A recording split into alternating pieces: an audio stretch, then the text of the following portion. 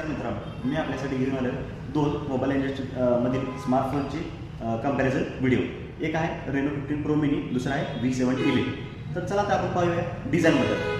Oppo Reno 15 pro mini देतो आहे आपल्याला एकदम कॉम्पॅक्ट साईज डिस्प्ले, ज्याचं की 6.32 इंचचा कॉम्पॅक्ट आणि कम्फर्टेबल ग्रिप असणारा मोबाईल. तसंच V70 लाईटमध्ये बघायचं झालं तर आपल्याला मिळतोय 6.59 इंचचा लार्ज डिस्प्ले. तसंच कॅमेराबद्दल बघायचं झालं तर ओप्पो रेनो 15 प्रो मिनी देतो 200 मेगापिक्सेलचा अल्ट्रा क्लिअर मेन कॅमेरा आणि कॉम्पिटिशन ब्रँडमध्ये बघायचं झालं तर तुम्हाला मिळतो 50 मेगापिक्सेलचा कॅमेरा. आणि आपल्याला व्हिडिओ शूटची जर आवड असेल की ओप्पो रेनो 15 प्रो मिनी देत आहे ऑल फोकल लेन्थमध्ये 4K HDR 60 FPS आणि अल्ट्रा स्टुडिओ व्हिडिओचा आनंद. जसं की तुम्हाला कॉम्पिटिशन V70 लाईटमध्ये तो ऑल फोकल लेन्थचा बघायला मिळणार नाही.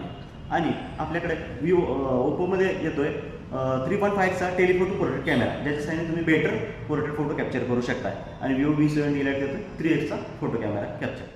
आणि आपण तसंच देतोय 50 मेगापिक्सेलचा वाईड लेन्स कॅमेरा, जसं की साहाय्याने आपण वाईडेस्ट फोटो कॅप्चर करू शकतो.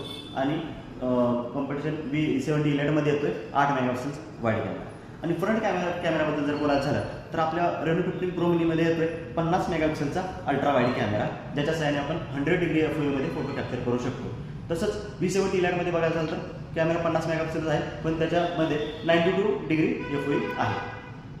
आपण प्रोसेसर बघायचं झालं तर रेनो 15 प्रो मिनी देतोय MediaTek Dimensity 8450चा प्रोसेसर, ज्याचा अंतर्गत स्कोर जो आहे तो 20 लाख प्लस आहे. आणि Vivo V70 लाईट जो देतोय स्नॅपड्रॅगनचा 8th जनरेशन 3, ज्याचा अंतर्गत स्कोर आहे तो 17 लाख प्लस आहे.